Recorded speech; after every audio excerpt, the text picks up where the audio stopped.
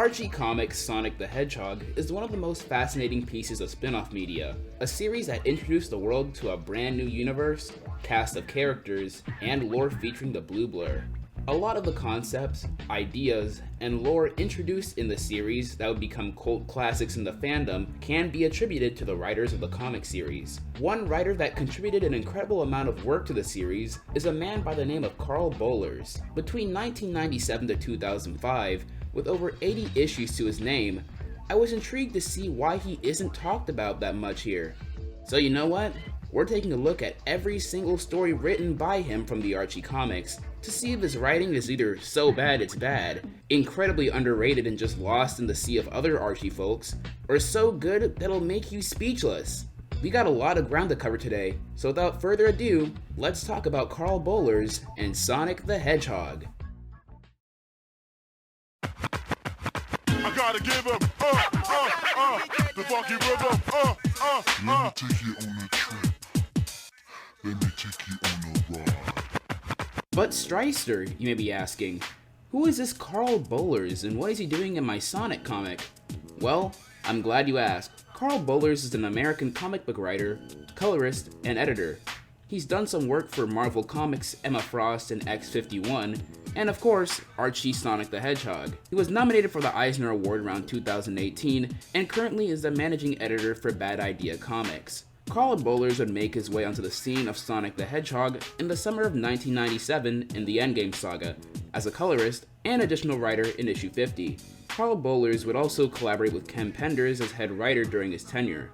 His last contribution to the series would be issue 154. So now that you know who Bollers is, let's begin our journey with Archie Sonic the Hedgehog, issue 51.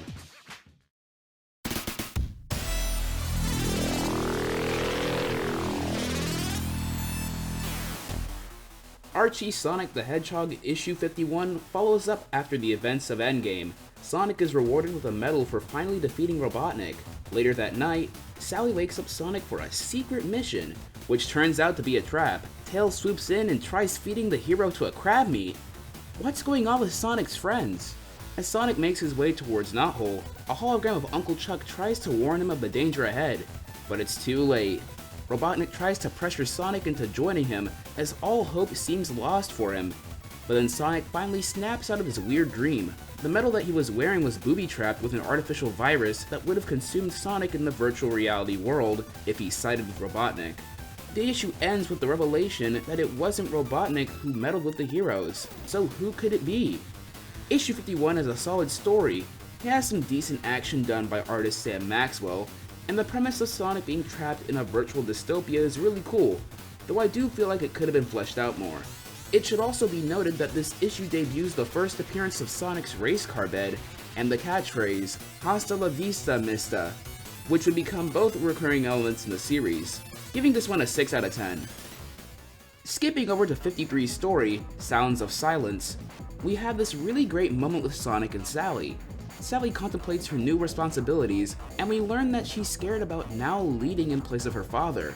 Geoffrey informs Sonic and Sally that Rotor, Dr. Quack, and Uncle Chuck are investigating the Zone of Silence until their lab blows up. Sonic is introduced to the mysterious wizard, Ixis Naugus. He and Warlord Kodos have teamed up, and Sonic's gotta stop him somehow. But first, they escape and learn from King Maximilian that Ixis Naugus is the true ruler of Mobotropolis. During his time in the Zone of Silence, Naugus saved him from a black hole, and made a deal with him. He would be safe in the zone in exchange for dominion over Mobotropolis. Sonic and Kodos duel until Ixis crystallizes Kodos. Sonic gets zapped by Ixis, however, only his gloves and shoes are under the effects of the magic. Ixis and Co escape, and that's the end of the issue. Ixis' big appearance in the comic is rather lackluster. It has an incredibly strong opening with Sonic and Sally, having the princess doubt if she can take on the task of leading an entire kingdom, but once the wizard was put front and center in the story, it really does fall apart. The comic is just okay, 5.7 out of 10, this one is just in the middle of the road for me. The final issue in this year is issue 54. Uncle Chuck and Tails are performing tests on Sonic's speed, and Sonic is now a part of a new council in Knothole. Throughout the issues, Sonic dwells on the recent revelations and changes that have been going on. Rotor planning to leave to find his parents, Uncle Chuck never telling Sonic that his parents were still alive, and Sally's new duties to name a few. We also see how Sonic feels like he isn't accomplishing anything ever since Robotnik died. After a talk with Rosie Woodchuck about making a difference, Sonic reconciles with his uncle about his parents and fully understands why Chuck never mentioned their status to him. 54 is a great issue, having Sonic reflect over all the recent things happening in his life and even reveal some doubts and thoughts of unfulfillment, aid in fleshing out his character and shape him to feeling like a well-rounded individual. The art done in this issue looks fantastic. This is all done by Nelson Ortega and John Herbert. I like how Sonic's quill pattern is similar to the Junio design in a few panels. The only gripe I have is that the narration can be a bit much, but this is easily the best story from Karl this year. 8 out of 10.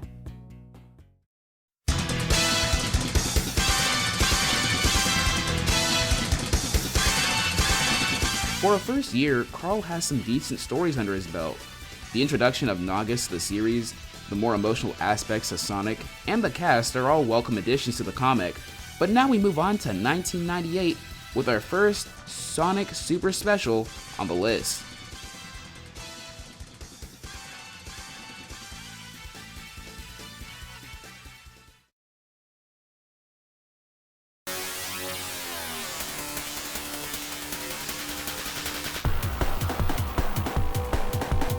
Return of the King follows the aftermath of issue 56, where Sonic and the Freedom Fighters defeated Mammoth Mogul.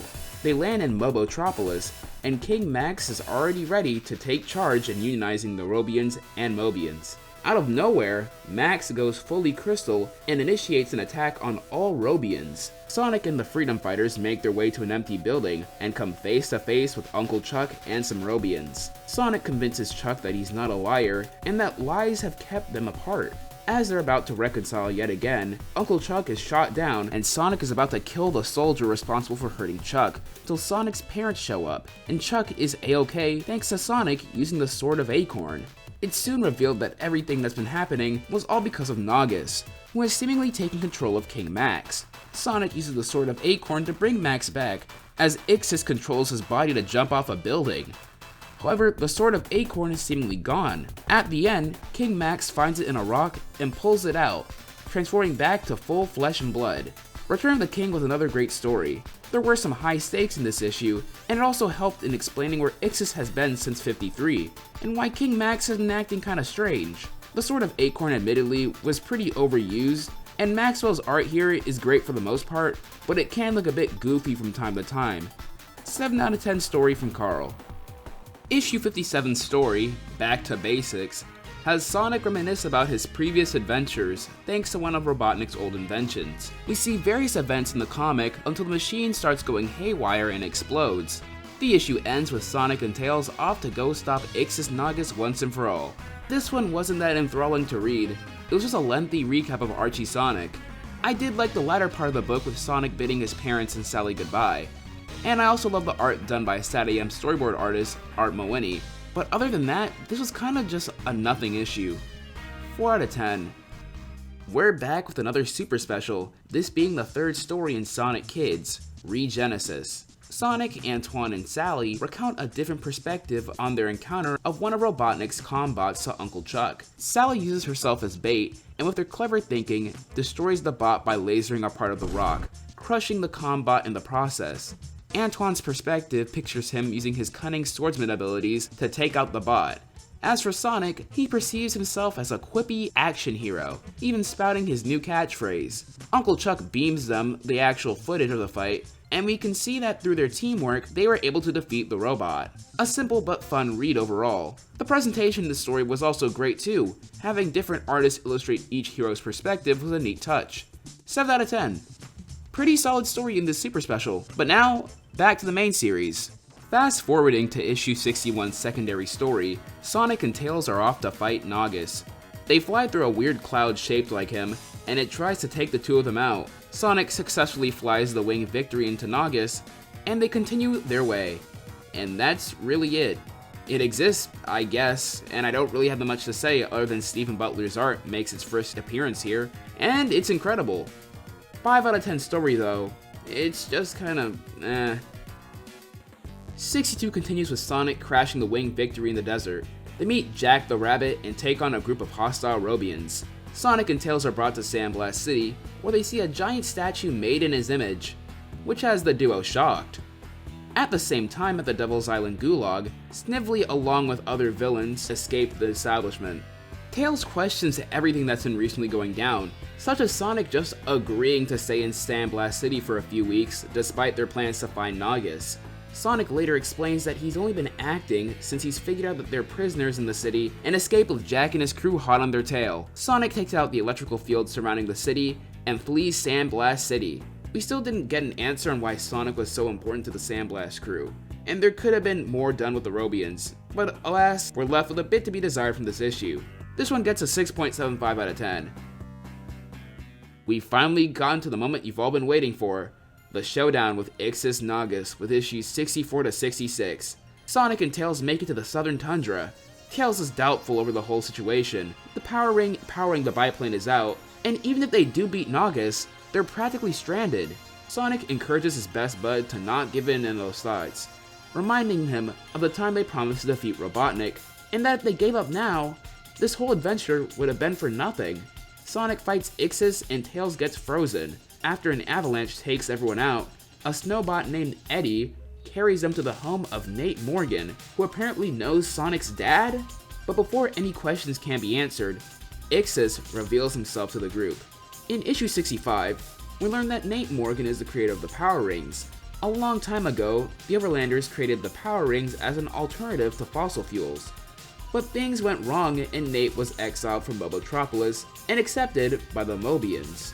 Finally, issue 66 concludes with the adventure with Nate, showing Sonic and Tails his insane supply of Power Rings. Sonic tries to convince Nate to move to Mobotropolis, stating that he could help out a lot of people with his tech. But before things can continue, Nagus shows up to the Power Ring room and chaos ensues.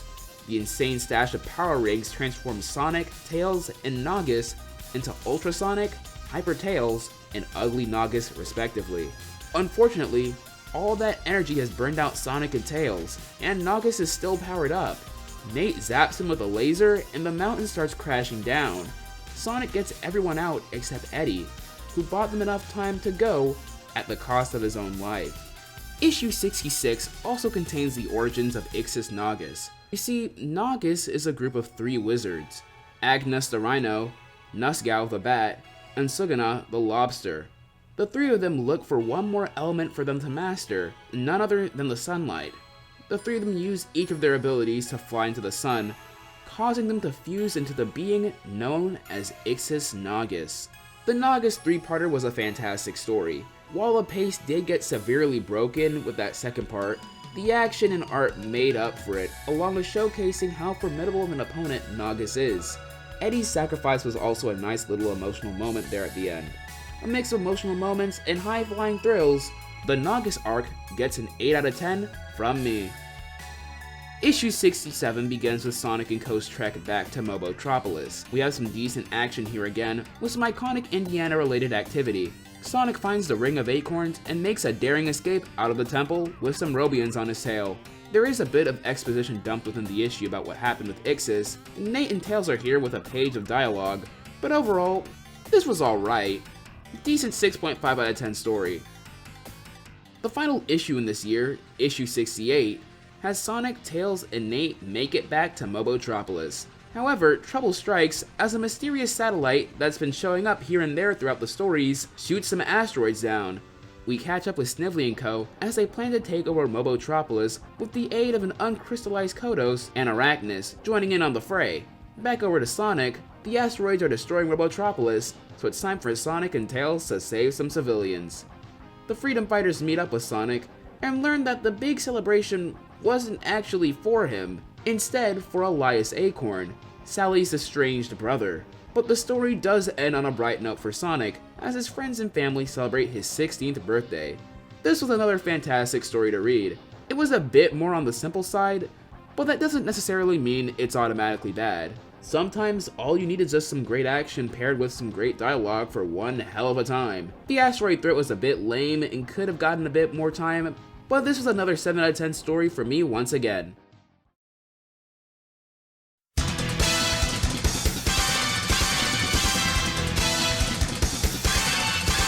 1998 has been quite the solid run for Bollers.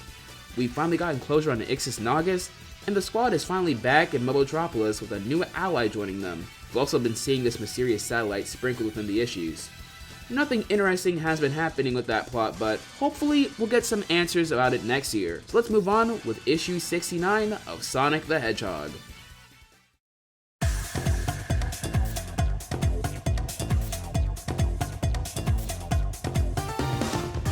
69's story, A Day in the Life, begins with the Royal Acorn family checking in on the status of Queen Alicia, who's been put in a stasis tube for now. Sally asks her father why he never mentioned that her mom and brother were alive. Max basically says that he had to keep things on the down low on her brother, so she wouldn't suffer any more heartbreak. And as for her mom, well, bro didn't even know Alicia was even alive. The rest of the story is devoted to Sonic helping Nate blend into Mobian society.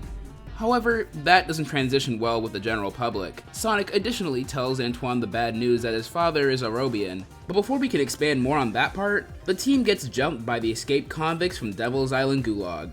Nate is kidnapped and the Freedom Fighters are defeated within the issue, ending on a rather explosive note. Sonic throws a grenade into the air and is on his way to King Max to bring the bad news. After Elias finds out where Nate is being held, Sonic decides to go. But then King Max just lets Geoffrey's team go on the mission instead. Way to go, Max. You're really just gonna bench your star player just because it's a serious matter. Sonic rebels against the King's orders and joins up later with the squad.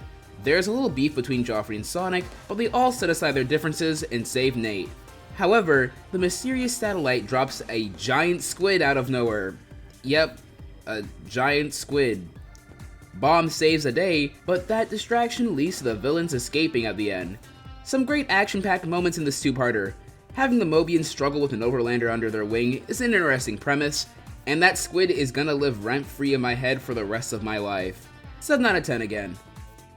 71. The Backwards Issue. This is the story that introduces the world to the new Sonic design in the strangest way possible. So I've mentioned multiple times about the satellite looming over Mobius for a couple of issues. We finally get to see it directly attack Knothole this time. After Nate is reunited with King Max, Sonic and Sally reflect on what's been going on with their parents, especially Sally and her stasis-ridden mother. But then, the weird stuff starts happening. The Great Oak Slide gets turned into a tunnel of light. Everything starts moving backwards and forwards simultaneously. Nate gives Sonic a Super Emerald and starts changing forms rapidly and goes around the world to stop the beam. This resulted in Sonic also undergoing a few physical changes. This was another fantastically weird adventure that has some incredible action combined with a little bit of an emotional side in the end, or beginning. It's a pretty extravagant way to update Sonic's design to the new iteration, but honestly, I had fun reading this one. 8 out of 10. Definitely another great banger from Karl. But now that the satellite has made direct contact, we've yet to know who is responsible for all this madness. 72 delivers on that note with the reveal of Dr. Robotnik, who hijacks the TVs in Knothole to give us the history of Kintobor. I have to be real here, but I am getting tired of Karl's stories deciding to just dump info on us. It's good to give some backstory on the big bad, but this isn't it, Chief. We do get this incredible moment with Sonic and his parents. Sonic explains that he's glad there's been some peace since Robotnik's been gone, but since then, he's almost forgotten how to be their son. I didn't like 72 for the points mentioned above. We've already done the exposition dump a couple of times, and the presentation of it in a weird TV format didn't help it out either. 6.2 out of 10. Well, ladies and gentlemen, we have another Super Sonic special to read. The last 2 specials were great, so let's see if number 10 can live up to the rest. Karl's story in this book, Zone Wars, A Tale of Two Hedgehogs, features Evil Sonic's gang walk out due to his lack of leadership skills. As Evil Sonic tries to think of a plan to get his team back, a mysterious figure comes to help him out. 180 degrees away, Sonic recruits Sonic to help him stop Evil Sonic, as he's been communicating with other Sonics in the multiverse. Sonic and Sonic meet up with the cast of Sonic Underground. Sonic warns them of Evil Sonic, and Robotnik and Evil Sonic team up to use a giant Borg from way back to cause chaos in Robotropolis. Evil Sonic is tricked by him and taken for roboticization. Sonic and the other Sonic take out the giant Borg and capture Robotnik. Meanwhile, Manic and Sonia rescue Evil Sonic and take him back to Sonic. This issue is just okay with some okay art done by Harvey Mercaducasio and Jim Valentino. The underground cast doesn't do anything that much within this issue, and the Borg is taken out in one fell swoop. 5 out of 10, easily the worst story so far for this year. Something to note is that we do get this incredible pinup by an artist of the name Ron Lim. 73 to 75 finally gives us closure on the satellite subplot that's been building up over the past couple of issues. Sonic gifts his parents wedding bands for their anniversary, and Elias and Sally talk. Despite Elias being the next in line to rule, he just doesn't want to, and prefers the adventurous lifestyle. Sally meets up with the rest of the Freedom Fighters and discusses the satellites we've been shown earlier. Robotnik initiates a laser and beams away all of the Robians in Knothole. Sonic goes to check out Knothole only to find everyone gone. So you know what that means? We're going to space. Sonic is stressed out about the whole situation, especially with his parents being gone. He hasn't seen them in over 10 years and is now told to act calm. His friends decide to join him on saving his family and jump into a spaceship heading towards the satellites. They make it, only to be surrounded by SWAT bots and the one and only Dr. Robotnik. In the flesh, right? Sonic goes crazy on Robotnik until Robotnik gets some weird chemicals sprayed on him, revealing that he actually isn't the real Robotnik, rather Robo-Robotnik from another universe. He's in Sonic's universe to fill the void in both of their lives since he killed his universe's Sonic. As Sonic and co are trapped, Robo-Robotnik unleashes an army of Shadowbots in Mobotropolis. Snively comes to their aid as he wants to sabotage his alternate universe uncle. Sonic finds Robo-Robotnik and saves his parents before the satellite blows up. The effects of the satellite didn't affect Sonic's parents thanks to the wedding bands. However, Uncle Chuck and Muttski were still under the control of Robotnik. The story ends with Robo-Robotnik's data being uploaded into a familiar-looking robotic body. The Robo-Robotnik saga is a great tale, with some decent emotional toil within Sonic getting his family back, some okay action with the more flashier moments happening in Robotropolis, and the story ending with Robotnik unveiling his new design was pretty cool. 7 out of 10. The Hedgehog's homecoming follows Sonic and co. landing back in the newly reclaimed Robotropolis. It's up to them to stop Robotnik from downloading a file containing the location of Knothole. Back at Knothole, King Max along with other Mobians returned to Knothole after Robotnik reclaimed Robotropolis. He mentions that there's still some Mobians trapped back in Robotropolis. They were basically caught lacking, and he apologizes for what happened. Back in Robotropolis, Sonic buys Sally and Snively some time to get into the files by taking out some Shadowbots. One of the captured Mobians, Mina, tries to get into Robotnik HQ, but Sonic stops her, and he listens to how one of her loved ones has been roboticized. Sonic even relates to her story as he brings up how he couldn't save his roboticized uncle and dog in the last issue. As Robotnik attempts to get the location of Knothole, he accidentally contracts the virus placed by Sally and Snively. Something to note with issue 76 is the debut of James Fry as a regular pencilist for the series. While he did start out with promo art found in issue 65, this would be his proper debut in the comics. His style has a heavy anime/manga influence, along with over-exaggerated expressions, which are a welcome addition to the comics. Sonic and the gang take a ride with Dulcie back to Knothole, where King Max meets with Sonic and Sally privately. Even though he disobeyed King Max's orders, the king apologizes for holding Sonic back and not trusting in him. Sonic is knighted and gifted a Medal of Honor, but back at home, Sonic is saddened by the supposed loss of his uncle and dog. But his parents comfort him, telling him that he should believe that Chuck will come back. But for now, they're gonna get through all of this together.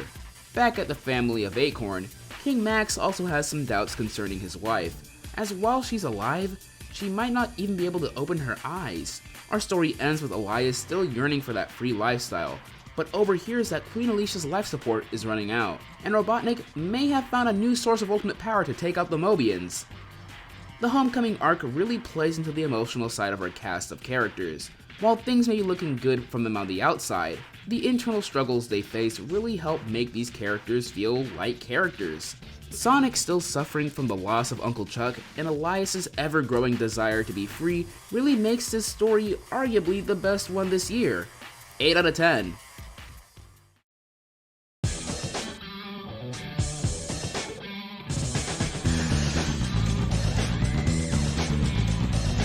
While we're technically not done with 1999, the next story arc would be most prominent within the next year. So we're gonna prematurely bridge our way to the next year with the Sonic Adventure adaptation.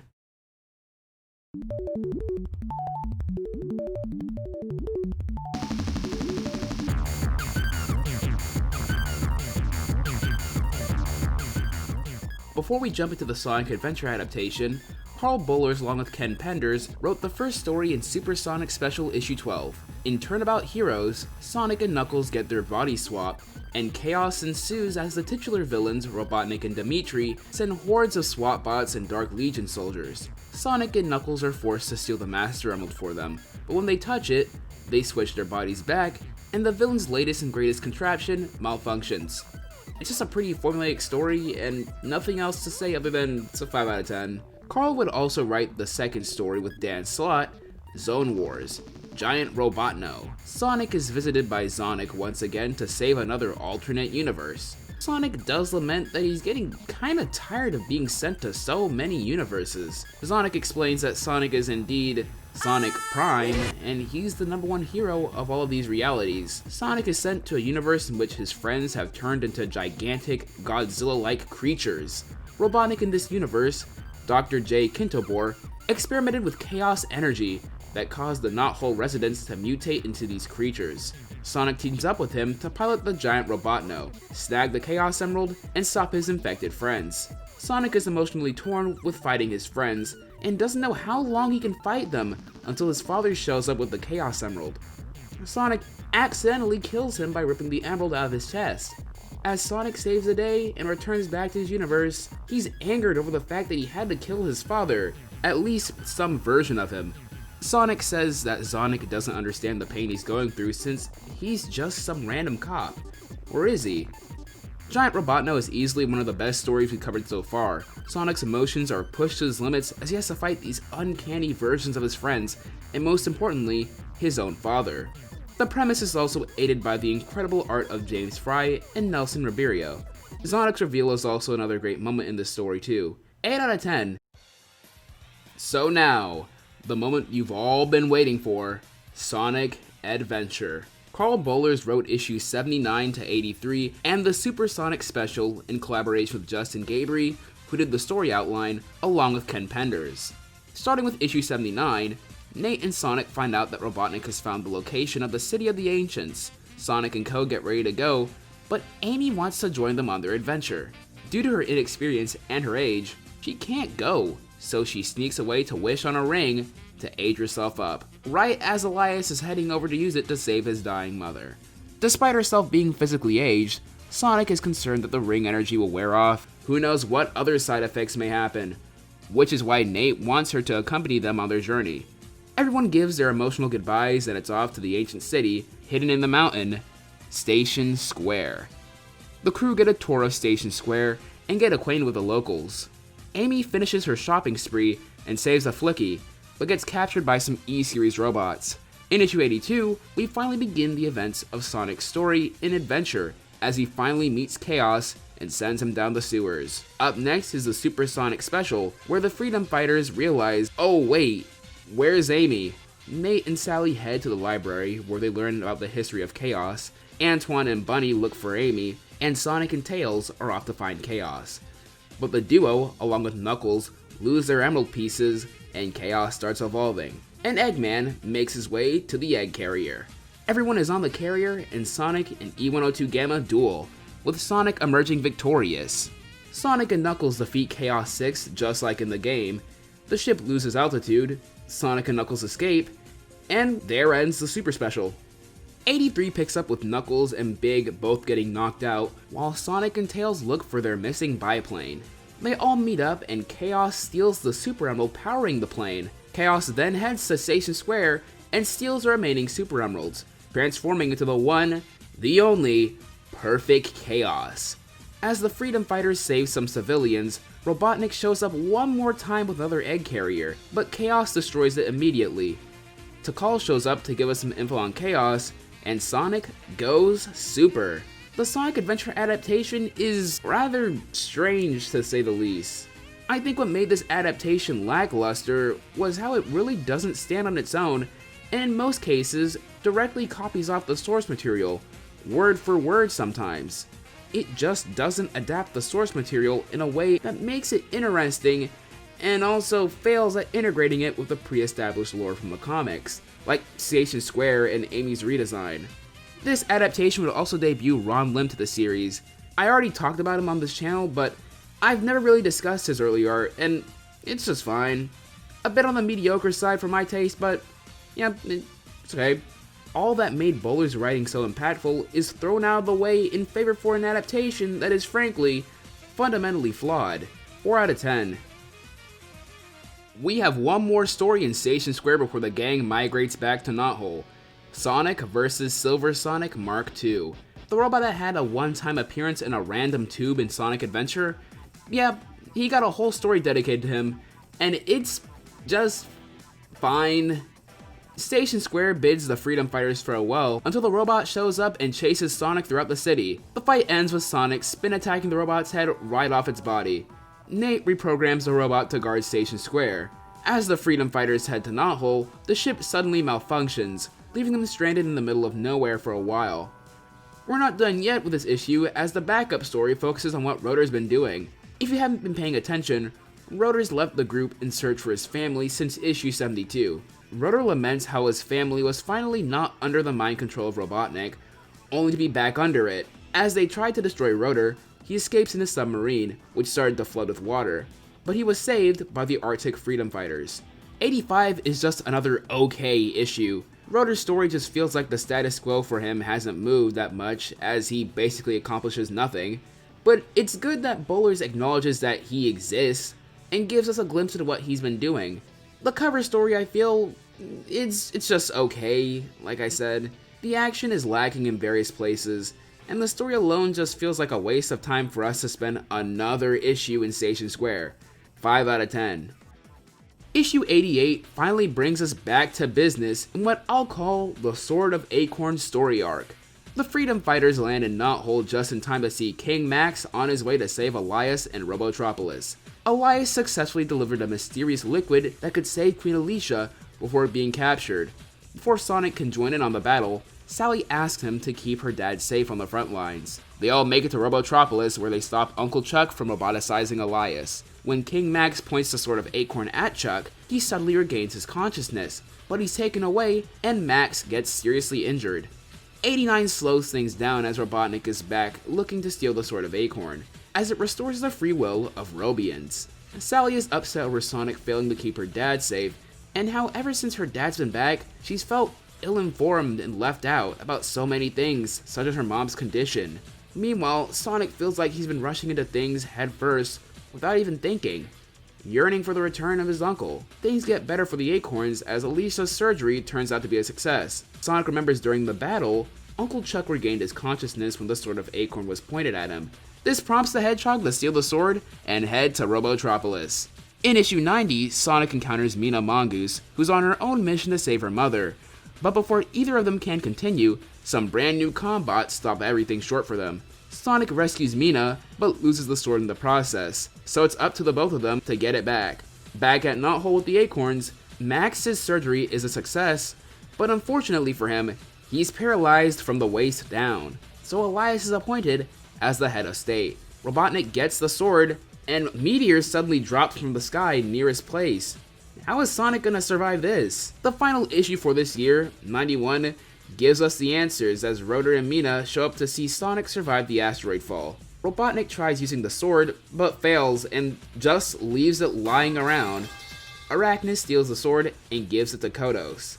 Sonic races to Robotropolis to get the sword back, but Robotnik decides to send out some Robians to keep the Hedgehog busy. Sonic retreats, only to find out that those meteorites may have not been meteorites in the first place.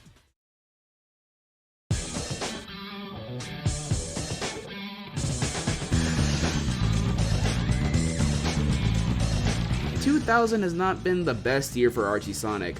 The Sonic Adventure adaptation took up a large majority of this year, and has given us a whole lot of mid. Thankfully, things have somewhat picked up with the return to familiar ground near the end of this year. But is that really enough to save the comic's slow decline in quality?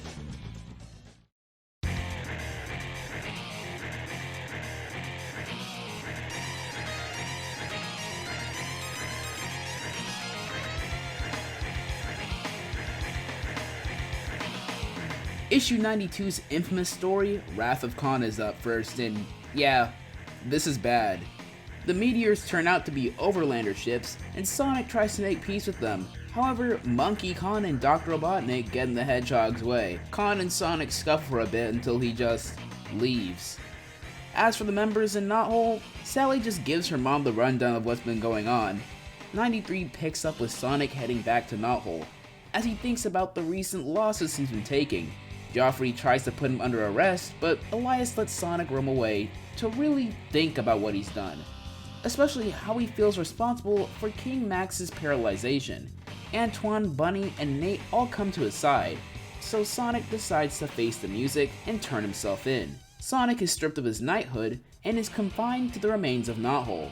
Back in Robotropolis, Robotnik reunites with his Overlander family that showed up last time, giving them a tour of his base. Down in the sewers of Robotropolis, the Sword of Acorn is stolen by Arachnus, once again from Kodos this time. 6 months after 93, Knothole has gone through some changes under the rule of Elias. Most dreaded among all of them, school. Robotropolis has similarly gone through some renovations of its own, as innocent Overlanders are now under Robotnik's rule. We follow the squad go through the average day in Mobius High School. 95 to 100 finally decides to pick back up on the Sword of Acorn story. Sonic and Bunny sneak out to hopefully save the Overlanders in Robotropolis, only to find out they've just been chillin' and are perfectly fine. Kodos is also kicked out of Robotropolis thanks to Robotnik's robots and goes mad, fighting Sonic, Bunny, and Arachnus. The Kintabors reunite with Snively, and Hope tells her grandmother about the literal FNAF jump scare that happened last issue, but they don't really listen to her. Sonic is back at school again, and a Shadowbot attacks the school, and delivers a message from Uncle Chuck about the whereabouts of the Sword of Acorn. But before Sonic can get any more info on the bot, Joffrey and his troop neutralize the threat. As Sonic ponders on what he can do to find more info about the sword, he gets the idea to dress up in a costume to conceal his identity on his investigation. Sonic dresses up as a ninja and names himself the Sneak, and sneaks his way out to Robotropolis along with Joffrey and his team, who are off to get the Sword of Acorn. They get captured by some SWAT bots and are interrogated until Heavy and Bomb help them escape. As Sonic stashes away his costume, he's immediately captured by Gun. That's right, everyone. In the middle of the Sword of Acorn story, Sonic Adventure 2 was given a single issue adaptation that tries to squeeze itself into the ongoing story. Following the events from issue 85, while Robotnik is chased out of Station Square, he stumbles upon the ultimate life form, Shadow the Hedgehog. A week later after his discovery, Shadow steals a Chaos Emerald and defeats Silver Sonic Mark II.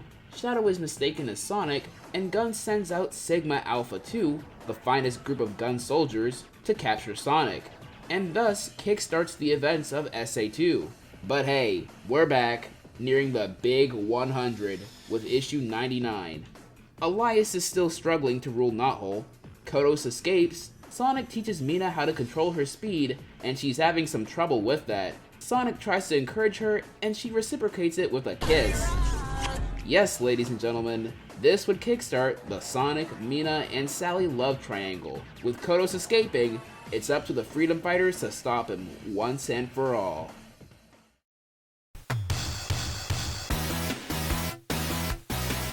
#100 concludes the Sword of Acorn saga, with everyone rushing to get the Sword of Acorn, which is hidden in a hole in the forest. Kodos chases Sally, which results in her falling off a cliff. Then he gets the crap beaten out of him, and it looks like Sally has truly bit the bullet. That is, until she rises with the Sword of Acorn and zaps Kodos with its power. Mina finds the Freedom Fighters and alerts them that Nate is off to Robotropolis to warn the Overlanders of the toxins. The Freedom Fighters save the Robians, including Uncle Chuck, and the issue ends with Nate sacrificing himself to turn off the energy field surrounding Robotropolis. Overall, this story arc is kinda messy for the majority of it, especially that SA2 adaptation that's inserted midway into the arc. Don't forget the random school and love triangle plots that are here for some reason. Included in this amalgamation of a story is the disappointing Overlander subplot that seemingly feels like an afterthought. There were some strong emotional beats early on, but everything felt muddled by the end of it. James Fry's dynamic art would soon be replaced with Nelson Ribeiro, Harvey Mercado Casio, and Ron Lim, making the presentation deteriorate within each issue. The overall experience was definitely a 5.7 out of 10. I've already covered issue 101 in my last Archie related video. Nothing more to say other than the art isn't that great and the story feels like nothing is really going on. 5 out of 10. Issue 102 fares a little bit better as the Robians finally make it to Knothole and reunite with their families. There's one more Robian left that's still under Robotnik's influence, Antoine's father.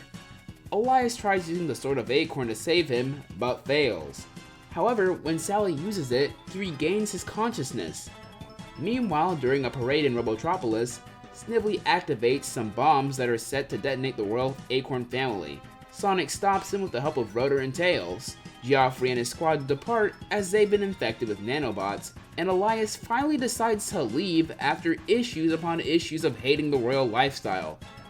102 is a step in the right direction as it starts to tie some loose ends in this issue, though it also feels like the story is barely progressing in front of my eyes.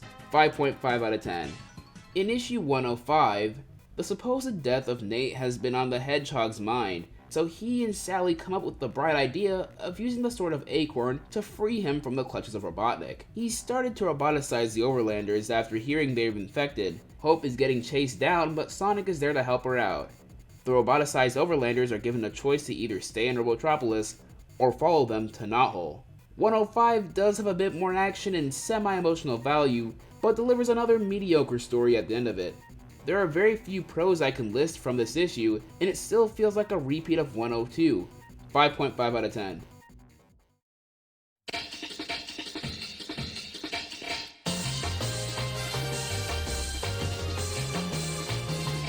"2001 has been such a frustrating year for the comic.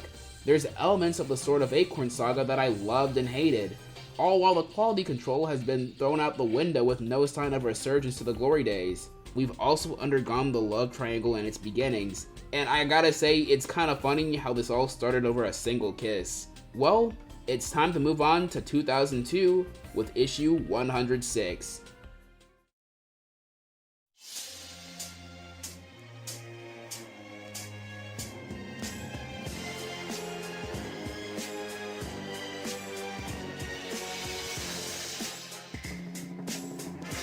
Issue 106 and 107 has Sonic fighting a dragon in Station Square.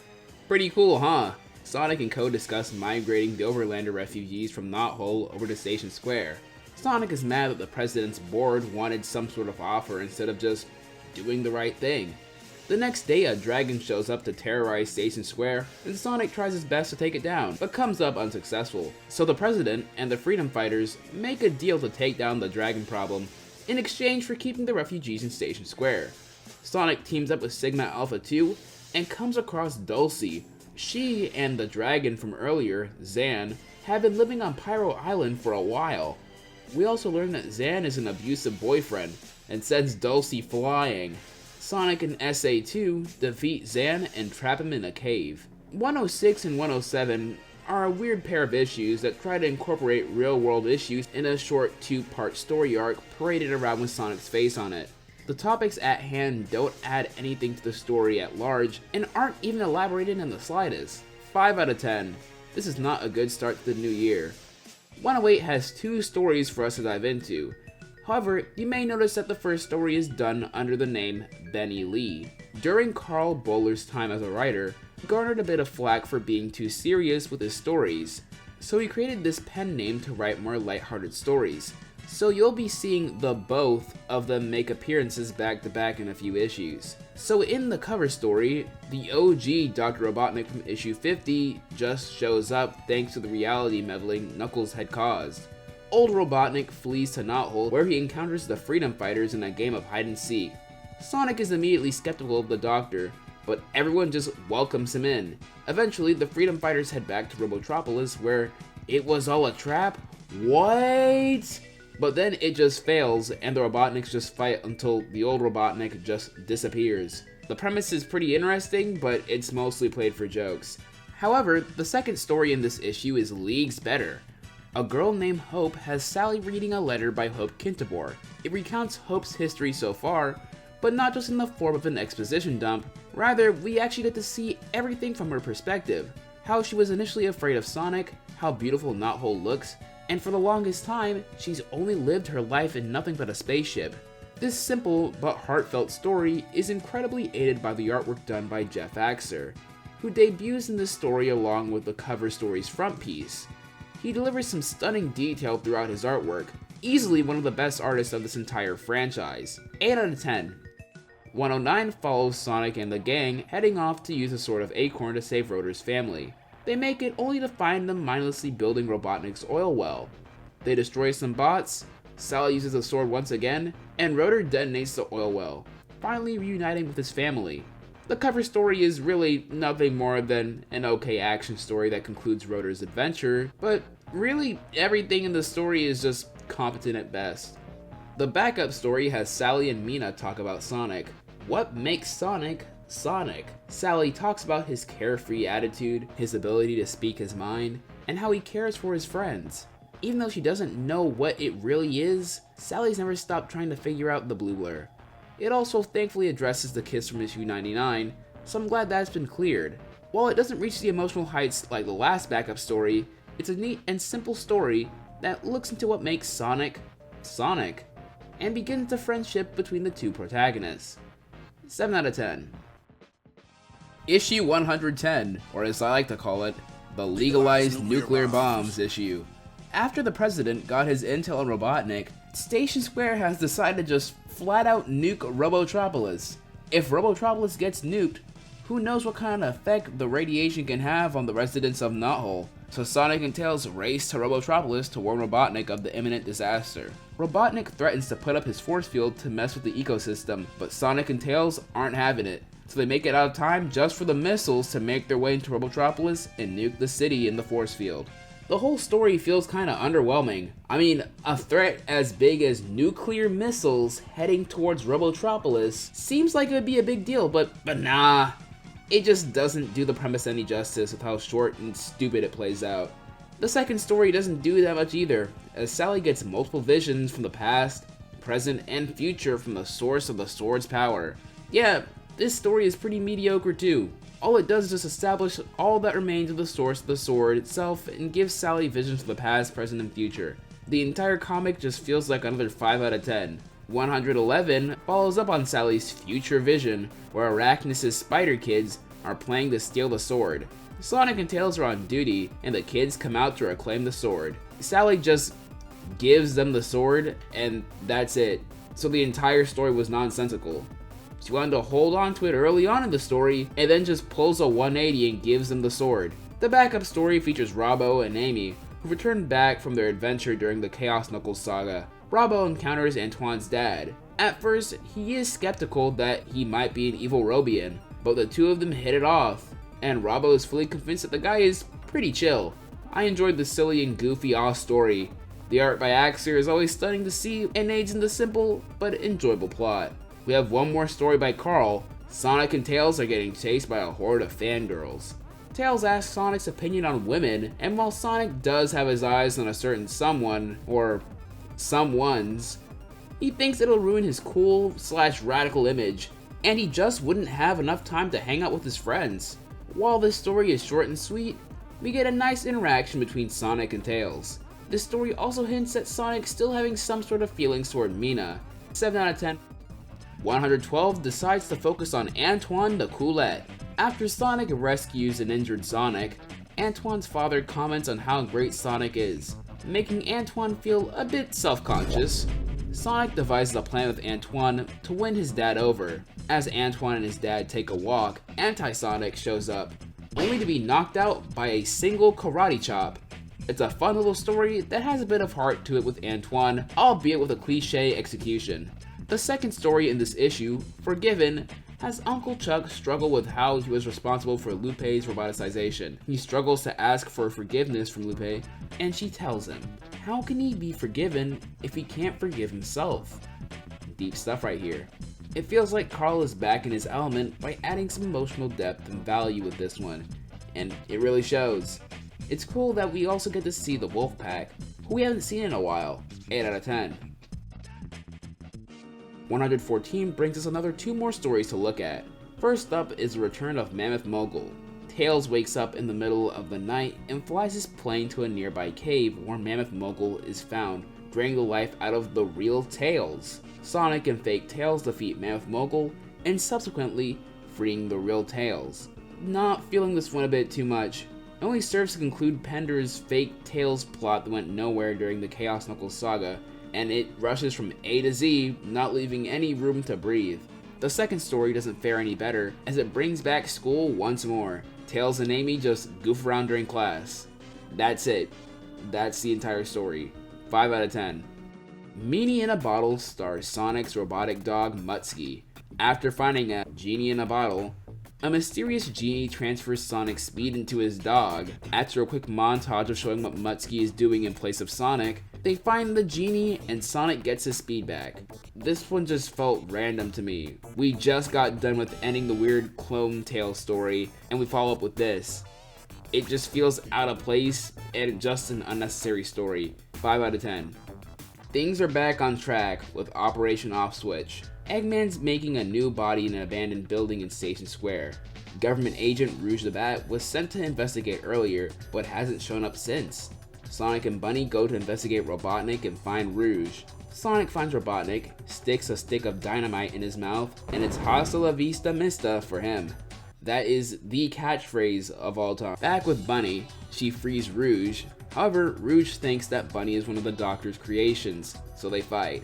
Sonic steps in to tell them, hey, we're all on the same side. The whole reasoning behind the fight is kinda dumb, but the art really elevates the spectacle of it thanks to Jay Axer. Once again, delivering some insane detail and action to the story. 6 out of 10. Issues 117 and 118 follow Dr. Robotnik and Snively getting new robotic bodies. After Robotropolis got nuked, Robotnik and Snively somehow survive through cyberspace. They escape and get these brand new silver metallic bodies. This is followed up in issue 118, where the Freedom Fighters encounter the new and improved villains. While they can't roboticize by touch anymore, that doesn't mean they can't put up a fight. That fight is instantly interrupted when aliens just show up out of nowhere. That's right, aliens. Sonic and Tails get turned into robots while Robotnik and Snively actually become human. The winner of the fight gets to return back to their previous state, while the loser has to stay in their new state. Sonic and Tails just wipe the floor with their mecha abilities. While Robotnik is no longer a robot, it does mean it makes him harder to track down. This is yet another action story that's over way too quickly. We barely get to see Mecha Sonic and Tails fight Robotnik and Snively, but it does at least now make Robotnik somewhat more of a threat thanks to his reverse roboticization. Our final story this year brings back Joffrey and Hershey. If you remembered, they were infected by those pesky nanobots. The plot is picked back up as Joffrey explains to Hershey that he's been a pretty bad leader of this whole Secret Service group. He reflects on how his ego has gotten the best of him, jeopardizing his whole team, and how he pushed Elias into leaving Knothole. Hershey comforts him, telling him that he's still a hero no matter what. They even share a kiss, solidifying their relationship. It concludes with the two of them on their way to find Prince Elias. Not a bad story to end the year on. It's actually refreshing to see Joffrey look back on the past and realize he's messed up here and there. A surprising amount of sentiment in this story. 8 out of 10.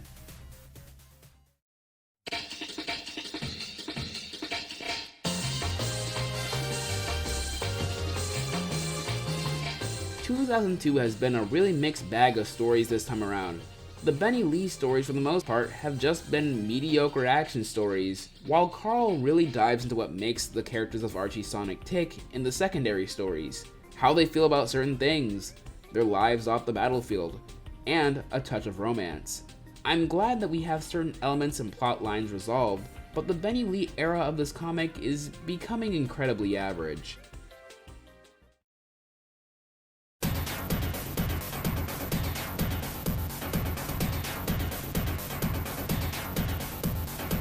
We've got 3 stories to look at again for this issue. Caterkillar's coming. See Sonic and Tails take out a giant caterpillar, which, by the way, looks like a giant bullet train, headed toward the city of Furville. The caterpillar is incredibly sturdy, being able to withstand Sonic's signature triple spin attack. Tails comes to the rescue, and Sonic somehow vibrates himself so fast that he's able to phase right through the heavy-duty exterior. Tails hacks the caterpillar to fling itself over the deep end. Caterkiller is another victim of the painfully average Benny Lee action story. but not to an extreme degree. The design of the Caterpillar is pretty cool, albeit I find it hard to believe that this is what it's based off. And the colors done by Jason Jensen really elevate Ron Lim's pencils to a cinematic degree. I love the shading done on Sonic in the opening panel. Up next is Dust Bunny. Bunny is captured by Jack Rabbit and attempts to feed her to some wild Robians, but she isn't going down without a fight. Our story ends with Bunny blasting her way out of imprisonment. A short but fun read. The last story, Time Code, focuses on Rotor trying to crack Nicole's code. Rotor talks about how much of a curious individual he is. If there's a puzzle or riddle to solve, he's always on the case. His attempts don't bring much success, but it does give him ideas to improve on Knothole's digital security system. This is another great little story, providing us with some charming dialogue between the two characters. Really good stuff so far, with another 7 out of 10 for me. In She's Gotta Have Him, Mina tries to get Sonic's attention since she's still infatuated with him. She wears some drip, but Sonic's too busy stomping Robotnik. Then she tries to join the team. After some training, a giant robot comes out of nowhere. She saves some kids, but eventually leaves the Freedom Fighters, as she believes she's prioritizing getting closer to Sonic rather than actually trying to be a hero. While it's a brief story, I kinda enjoyed this one. It may have been a bit too short for its own good, as we barely get enough time to see Mina do any freedom fighting stuff, but overall, it's alright. 6 out of 10. In 121's cover story, we follow up with Geoffrey and Hershey's mission to find Elias, who's taken refuge in a village. Sonic and Sally are also sent to aid in on the search. Geoffrey and Hershey crash land near the village, where we find Elias, who is simply done with all things royalty. But all drama is immediately broken when Robotnik shows up with his horde of robots. But Sonic shows up at the last second to take him out. I feel like every time we see Elias in a story, it's the same thing over and over again. He's always thinking or talking about how he hates royalty and wants to be free. And now that he's finally free, it feels like the story is acting like he's back at Knothole. 4 out of 10. 122 and 123 brings us Heart Held Hostage. After teasing this whole love triangle subplot for over a year at this point, will Karl finally put it to rest? In issue 122, Sonic is outside playing on the guitar. Okay, but what song he playing though? Trouble strikes as Knack and his crew kidnap Sally. Sonic takes down one of them, and he's taken for questioning. They find out that Knack has her kidnapped in an old abandoned mansion. Mina tags along and they make their way inside. Sally somehow convinces Knack and his crew to let her be a part of their gang. Of course, this is just a trick, and tries to escape, but gets cornered by 2 of his goons. Sonic swoops in and saves Sally. He and Sally share a kiss that immediately shatters Mina. Fang is now the picture, and he tries to pull a JFK on Sally, but Mina rushes in and takes the bullet. Heart Held Hostage is a pretty decent story that thankfully ends the love triangle. It had some pretty good character moments, especially with Mina. Despite her heartbreak, she still does her best in saving Sonic and Sally. Even though he may not be in love with her, she'd still do anything for him. 7 out of 10. Really enjoyed this story. 124 to 125 brings us another two-parter, Sonic Adventure 2.5. Shadow is up trying to remember what's going on as an alien spaceship approaches. We get a quick recap of what happened in SA2, but where the comic decides to do its own thing is that Shadow doesn't die. Instead, he's saved by the aliens seen in issue 118, the BEM. They give him enough juice to stay in his super form. He gets shot down again, however, as a mysterious spaceship makes its way to wreak havoc onto Station Square. Meanwhile, Sonic finally pops the question to Sally's parents and gets their full approval. Shadow finally shows up, and everyone gathers to hear Robotnik's pleas as Robotropolis is getting destroyed too. King Max just ends the call on him.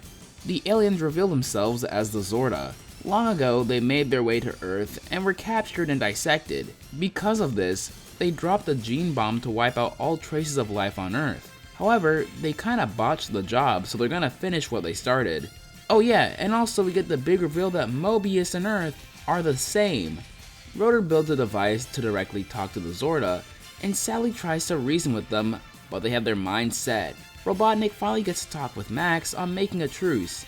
They'll work together if Robotnik gives up 50% of his territories to the Kingdom of Acorn. Robotnik agrees, and Sonic and Sally head to Robotropolis.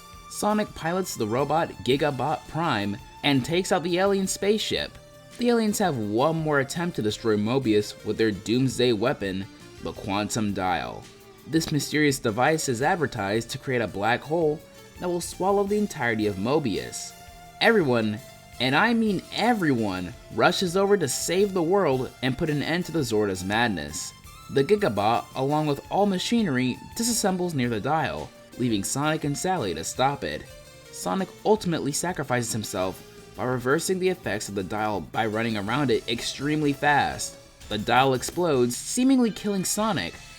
But while the Hedgehog may be gone, he sure isn't out of the picture. SA 2.5 is an epic story. Everyone's gathering around to stop a colossal world-ending threat. It also drops some bombshell info on us. The stakes have risen up higher than Endgame. The art and colors make this issue incredibly memorable, with its stunning detail, and Sonic and Sally's moment near the end is extremely heartfelt and has a stunning conclusion to it. This might be the best milestone issue and outright best issue of Karl's run so far. 9 out of 10. 126 to 129 gives us one more final story arc this year. Sonic lands on a mysterious planet inhabited by these ant-like aliens called the Thoraxia. Sonic is given a tour of the planet until a giant bee shows up.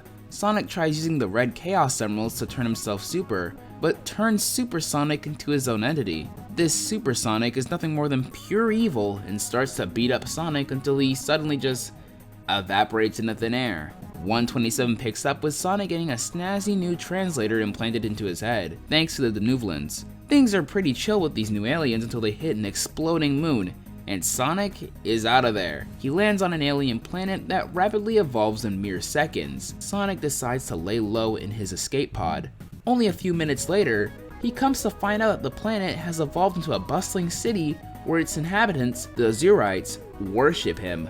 They construct a spaceship, and he's off again. 128 begins with Sonic getting caught by a group of space adventurers as he heads toward Terragosa 6. All that remains is nothing but asteroids thanks to Eve, a creation by Dr. Robotnik that Sonic convinced to choose her own destiny, leading her to the stars. Seeing that he's technically responsible for the destruction of Terragosa, the Mercs try to kill him, but Sonic escapes with a flash. Sonic gets sucked into Eve, and he finds the super robot and tells her that destroying planets to save other AI isn't really the brightest solution in the world, and as a result, she just kills herself. Tossed in Space concludes with Sonic heading to Wheel World to attend the case of Seneca 9009. Amadeus and Rosemary Power are brought up as back in the day, Amadeus was roboticized, and before Rosemary could get the same treatment, they were beamed up by the BEM, and Amadeus was turned back to normal again. Sonic actually gets to reunite with them, but poor Seneca is planned to be executed soon, and to make it worse, Sonic's ride gets trashed. Sonic and the Power family make a deal with Seneca 10050 to free Seneca 9009, and Sonic can get away back home. Sonic unfortunately has to leave the Power family as he takes the ship to home sweet home. Tossed in Space for the most part was an interesting story. It kinda suffered with its really strong story premises that didn't feel like enough time was put in their execution. Sonic fighting Super Sonic is really cool, but it's painfully short.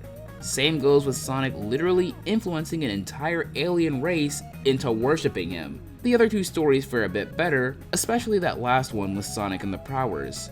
One pro I do have to give this story arc is the presentation. Stephen Butler, Jay Axer, Art Mawini, Don Best, and even Ron Lim bring some incredible artwork to this saga. 6 out of 10. It's not the greatest saga to end this year on, but it's alright.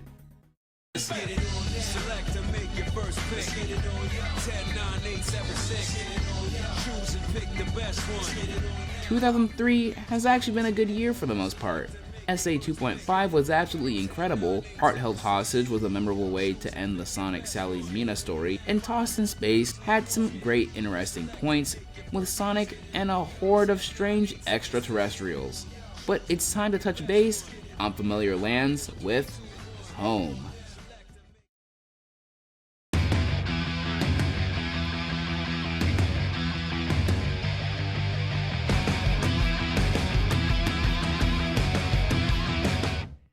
The latter part of 2003 and 2004 brought us only 2 story arcs for us to look at from Karl. Home begins with Sonic crash landing on Mobius just in time to save Hershey and Joffrey at their wedding too.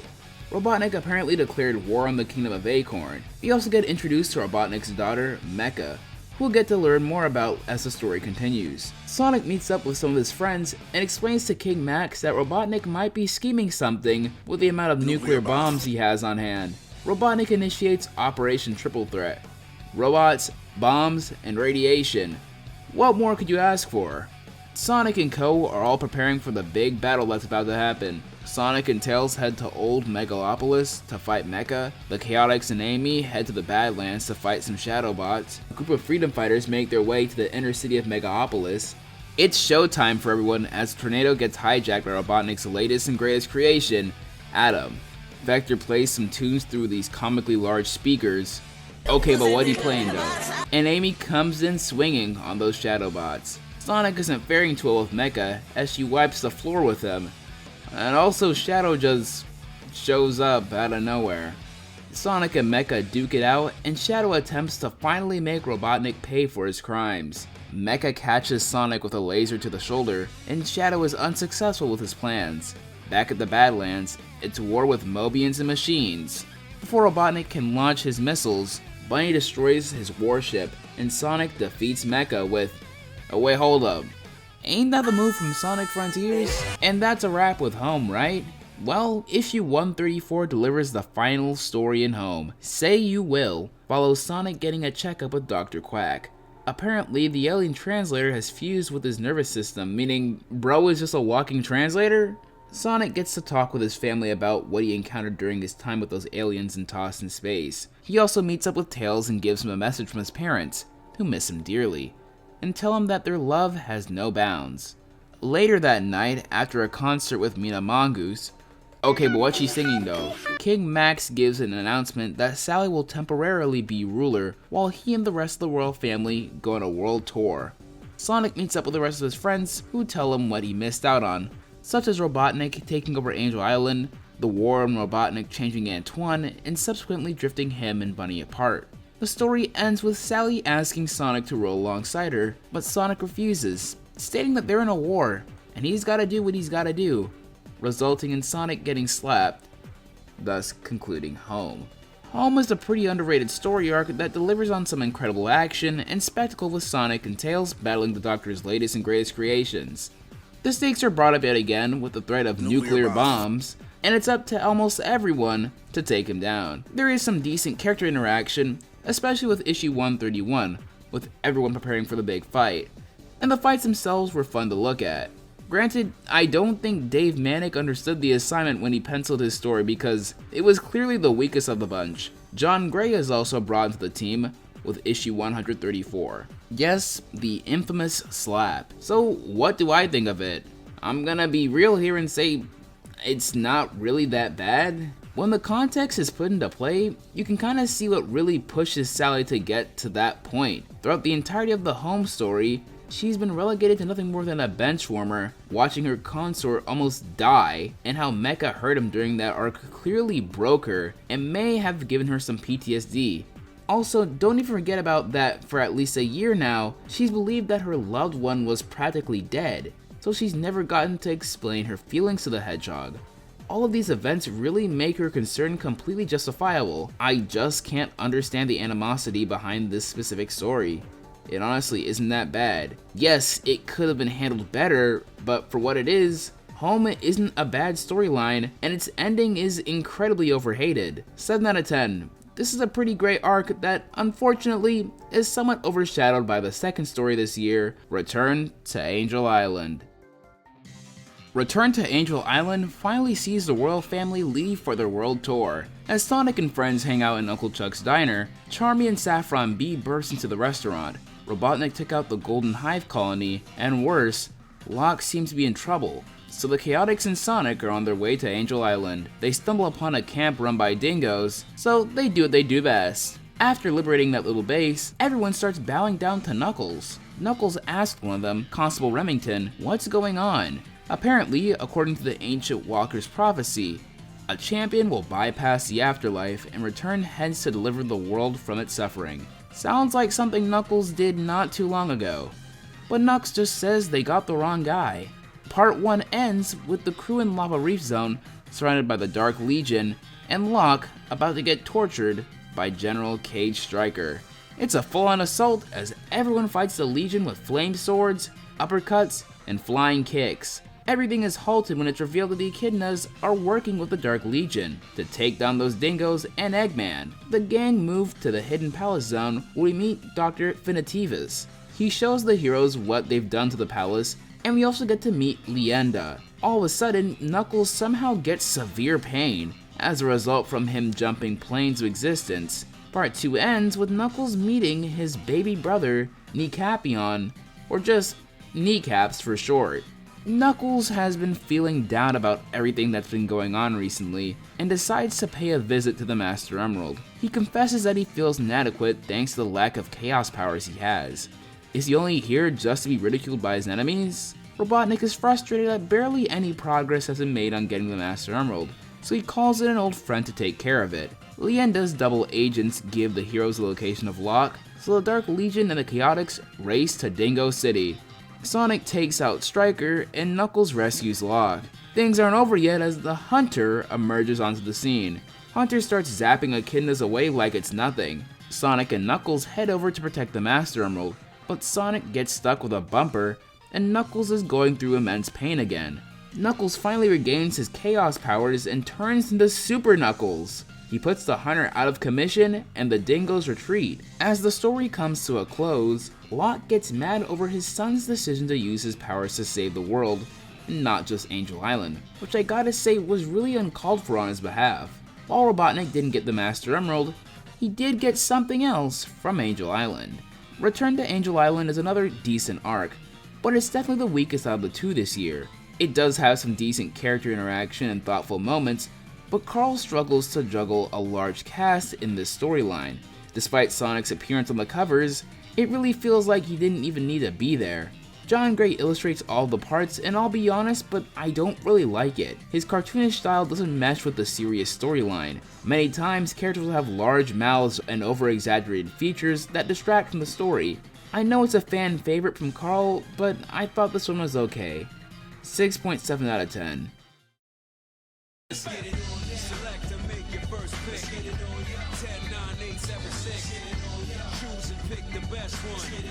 2004 has definitely been the year of all time. Home was a really fun and underrated storyline with a heavily emotional conclusion, while Raul returned to Angel Island tries to do some interesting stuff with the lore surrounding the Echidnas, but ultimately comes out as just fine for me.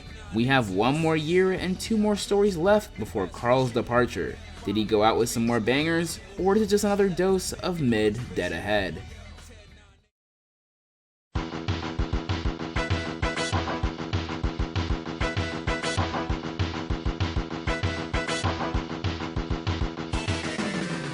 Karl writes the second story in issue 145, Training Day.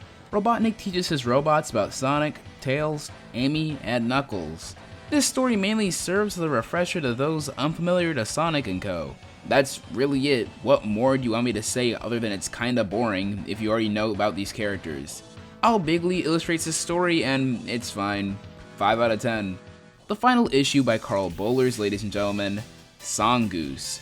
Robotnik hires Knack the Weasel to assassinate Mina, who's coming to Knothole for a concert. While the freedom fighters are training, General DeCoulette falls down from an unspecified disease. This somehow doesn't faze Antoine.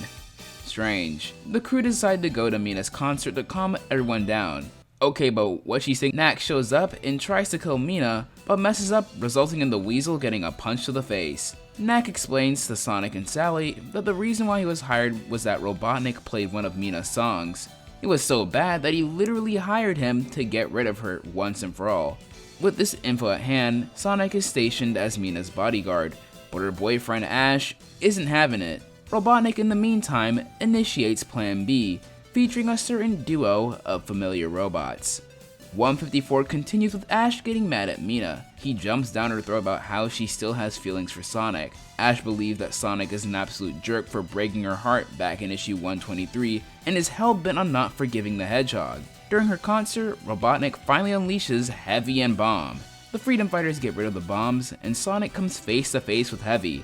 He drills underground and submerges the robot. He wakes up back, and Mina promises a date with Sonic. While the Freedom Fighters leave, Ash and Mina find one more bomb. Ash decides the smartest thing to do is to grab the bomb and run out the room with it. It explodes in his arms and is taken to the hospital. Ash and Mina share a kiss as she denounces her love for Sonic. This ends Songoose, and it was just another decent story that did have some funny moments, especially with Robotnik's whole plan existing because he just hates Mina's music. As another emotion-driven tale, I don't really like it. Ash comes off as unlikable and petty from the start, just hating Sonic anytime he's on the page, and bringing up the Sonic Mina thing was just tiring at this point. I thought we were done with it for good back in Heart Held Hostage, but the story brings it up again and puts it back to rest with the rather nonsensical heart-to-heart with Ash. 6 out of 10.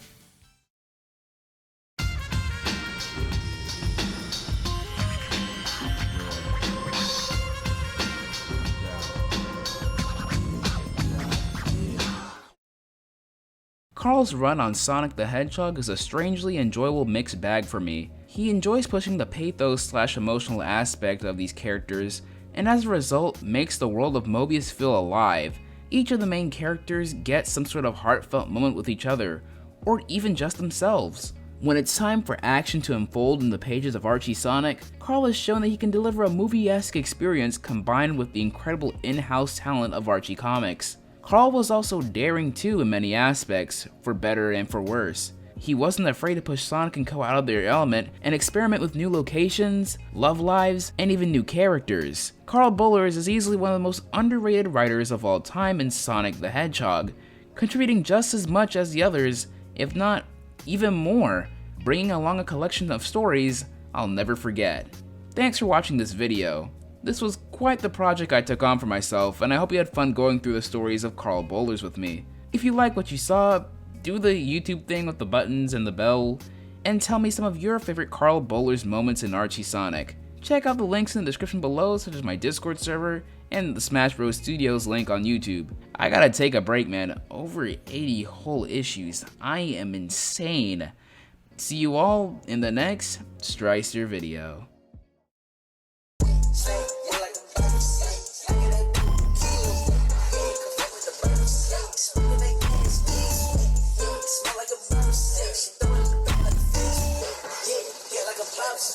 I'ma go fuck that